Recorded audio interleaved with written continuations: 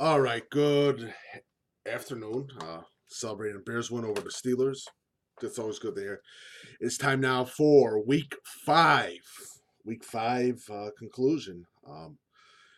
Weeks are going by very fast. Votes up for week deepest football game of the week, Week 6. So let's get started with Week 5 conclusions. Always have done it every Sunday after every week of football, and now this is for Week 5 IHSA Football 2017 conclusion. The first thing that I can say very confidently is Lincoln Way East versus Homewood Flossmoor coming up is probably one of the big games in the state. Also, um, Rochester versus Decatur MacArthur, Oswego versus Oswego East too is another huge, huge game coming up. But I think we learned a lot more about the DuPage Valley Conference. Naperville North lost their first game to Glenbard North. Glenbard North is not dead yet with in the DuPage Valley Conference. They still can get into the playoffs, and they still can scare the shit out of a lot of teams. So keep a bit of a close eye. Also, Glenbard West versus Lyons Township. That game coming up is going to be a very, very good game. Lyons Township is on a roll, and they're scary. They're very scary. Also, the game St. Edwards versus IC that a lot of people thought IC was going to have a tough time against. They beat they had an easy game handling St. Edwards. Um, Nazareth beat a Bennett team that they've always had a history of trouble with, and it was an impressive win for Nazareth. I know a lot of people are still angry that they didn't score that much, and that means they're not going to be that good. That's totally not true. They went against a team that basically has a different schematic against Nazareth, and it always spells trouble in a different, especially in high school football. So when they beat Bennett, it's a huge win that Nazareth got that win. Simple as that. I also am looking out for them against Julia Catholic, even though Julia Catholic is still rebuilding. It's a team to look out for. Marmion beats Montini.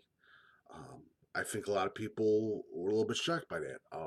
I still think Marmion's a team to look out for, especially with McPherson. I really do like McPherson.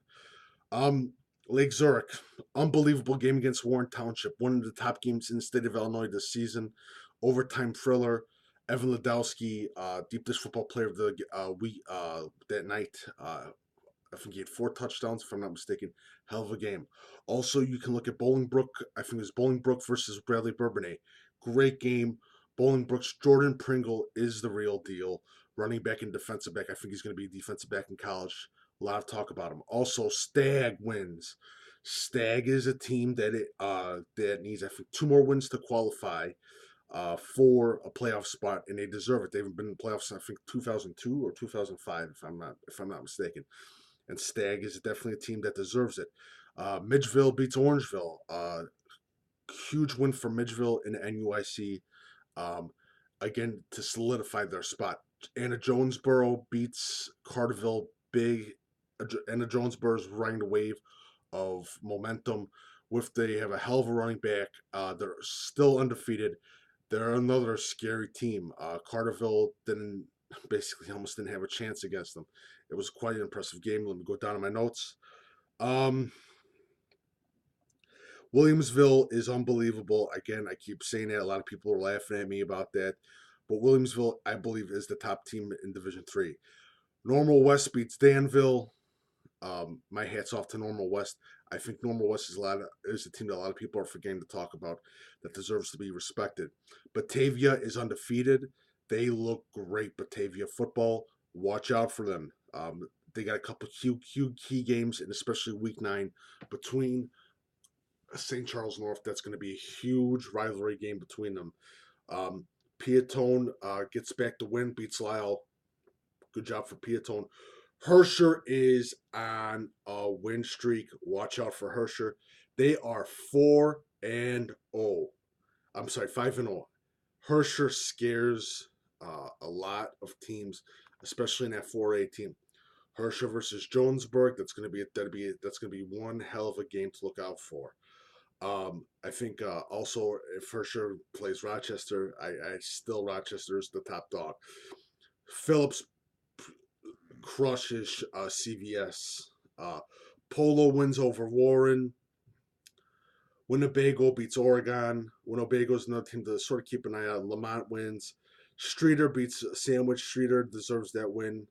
Um, Normal almost had the upset against Decatur MacArthur, but Decatur MacArthur, I believe they overlooked their opponent a little bit going to Rochester. That's going to be a great game. Chester beat Johnston City. Normal beat Peoria Richwoods 56-27. Very impressed with Peoria Richwoods, but Normal's athletes that they have are unbelievable. I've never ever seen a rotation of rush ends on Normal from any other team in these couple of years. I'm completely impressed with them. Glenbrook South wins. I'm trying to look for one more game that I want to talk about. Manuka beats Plainfield Central. Again, Manuka's a team to look out for. Oswego and Oswego East, huge game coming up, no doubt about it. Unbelievable game. It's a game that you want to keep a very very good close eye on. Huge rivalry game, a future big time rivalry game. It's not there yet, but you got those people that are moving out to that Oswego area. It's just going to be talent centric. Carlinville beats Roxana. No surprise there. Shelbyville beats Warrensburg. Lapham in a great game. Shelbyville's looking good. Hopefully I can get to that St. Teresa game between Shelbyville, the last game of the season. Shepherd beats Evergreen Park. Again, no surprise there. Juliet West beats Plainfield East. Taylorville beats Lincoln. Tuscola beats Central A&M. Uh, yeah, Rochester had a running clock against Jacksonville. Still looking. Glenbard South beats Fenton in a tough game where a lot of people didn't deserve.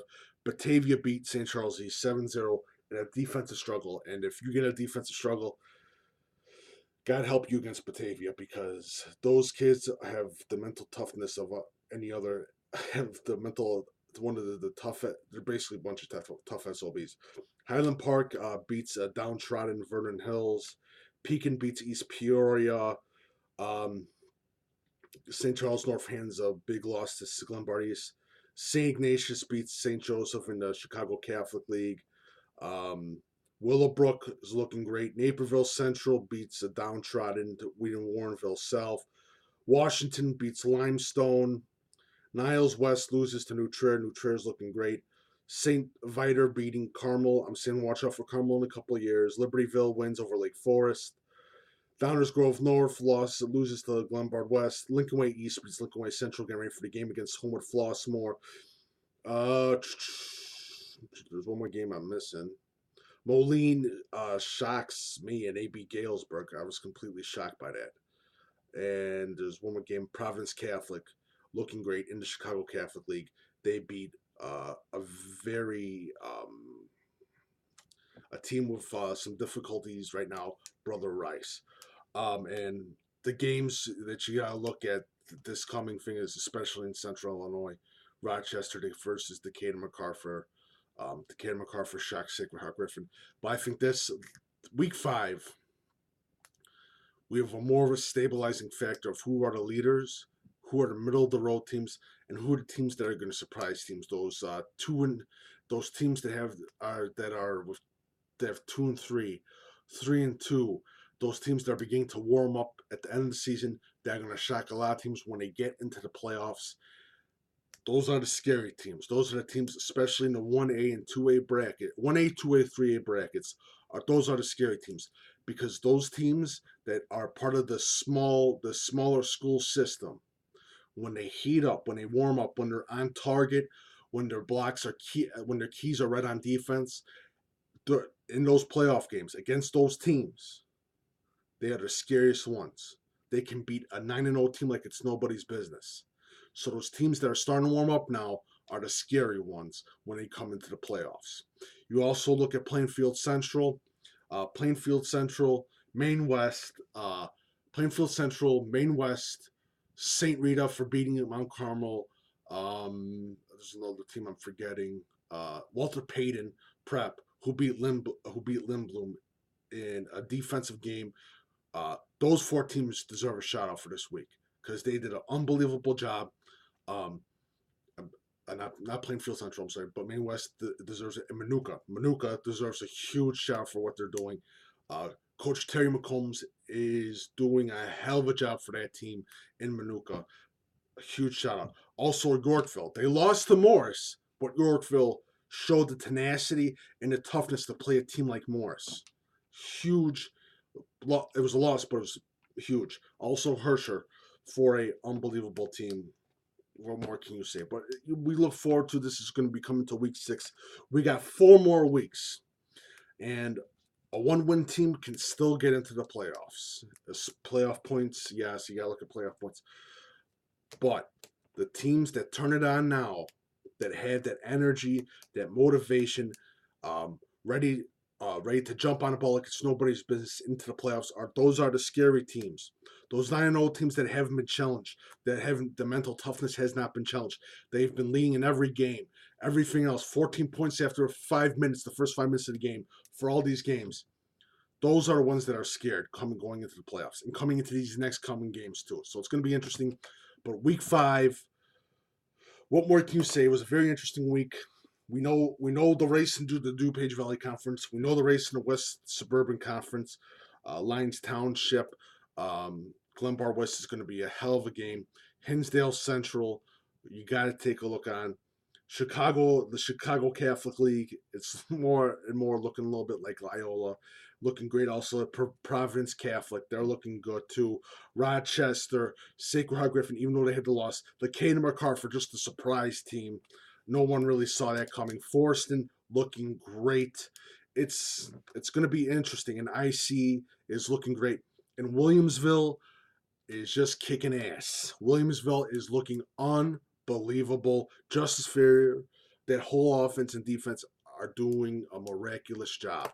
So it's going to be a great season coming up. Or not season, but season continuing with week 6. But this is week 5 conclusion with Coach Big Pete. Check it out, deepdishfootball.com. Be sure you follow Coach Big Pete, Deep Dish Football on Twitter, Facebook. I'm also on Instagram, Coach Big Pete. Feel free, if you like my work, to go to deepdishfootball.com. On the right-hand section is the PayPal thing link. Please feel free to leave a temporary donation if you do like my work.